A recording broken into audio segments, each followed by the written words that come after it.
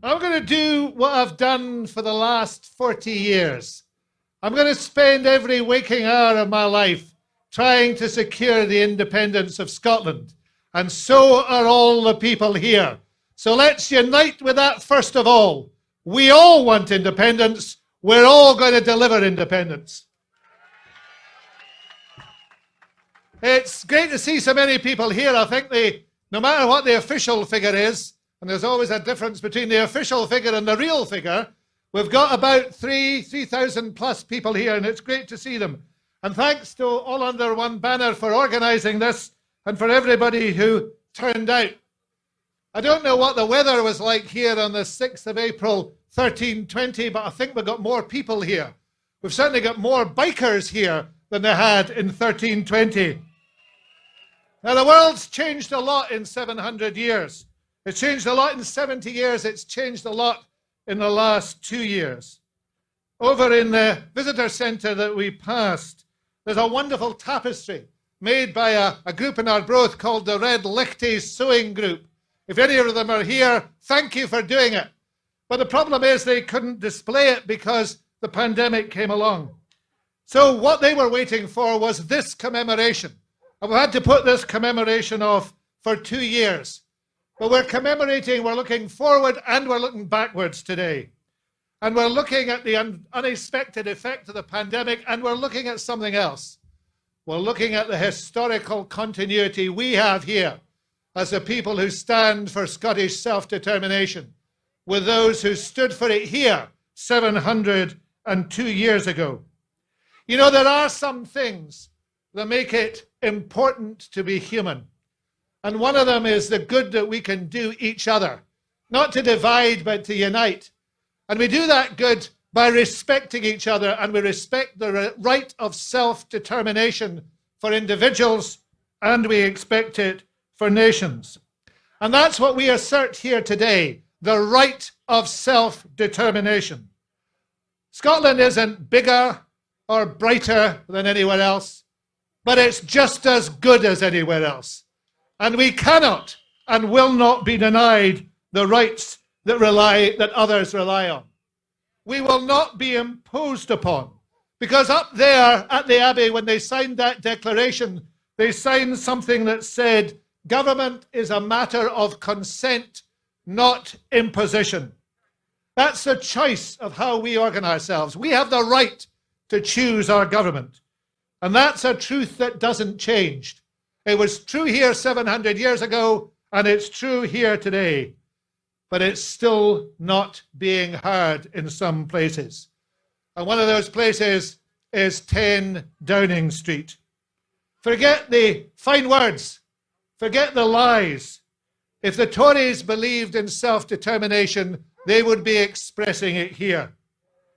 Just days after the 2019 election, I was at a meeting in London, and I said to Michael Gove, I respect the fact that you've won a mandate for Brexit in the English electorate.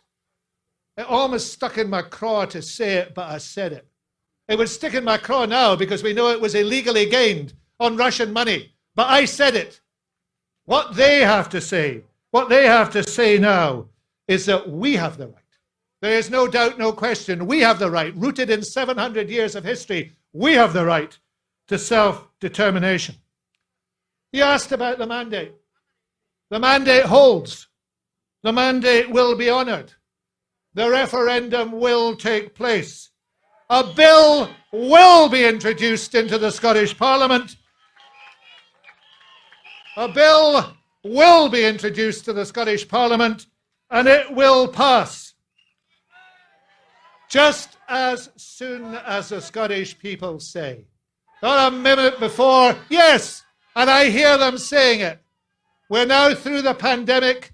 We've heard what the First Minister says. We're on a trajectory to that referendum. Let's stick on that trajectory. Let's be on that trajectory, and let's do that together.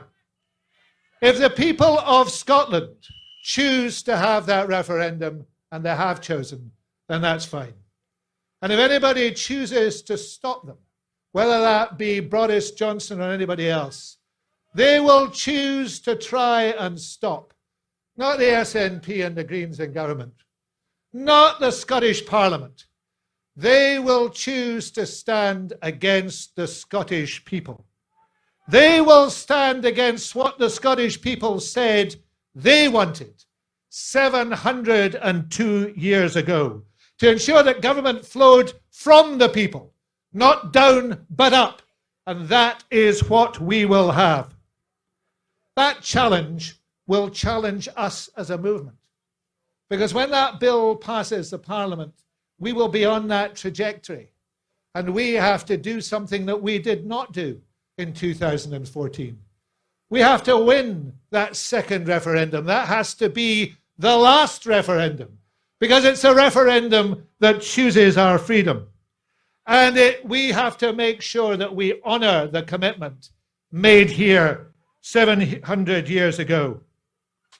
Because it'll be up to this movement united, to put the choice of independence in front of the Scottish people. Things have changed since 2014. It's not the same world. But we've got to make sure that every person in Scotland, whether they be in Arbroath, whether they be over in my home in Argyll, the length and breadth of Scotland, they've got to understand that this is a choice that people have to make. And we have to, as a movement, work together in mutual respect to let that happen. Let 1,000 flowers flourish. Let 1,000 ideas contend. Why not? Because all our ideas have one thing in common. They cannot happen unless we have independence. No matter what your vision is, no matter what your individual vision is of Scotland, that cannot happen unless we choose independence. There used to be a slogan in this movement of ours, and the slogan was independence, nothing less. It's a good one, but there's a better one. Independence, nothing else. Nothing else will do for Scotland. Independence, nothing else.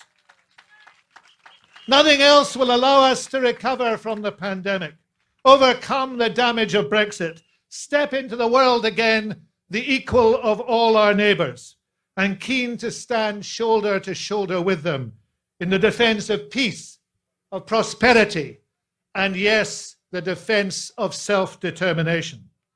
That's our common cause. That's our goal. That, as Alex said, was what our forebears thought so precious that they would risk everything for it. That's what this movement united has to deliver. That is what we as a nation must win. Thank you.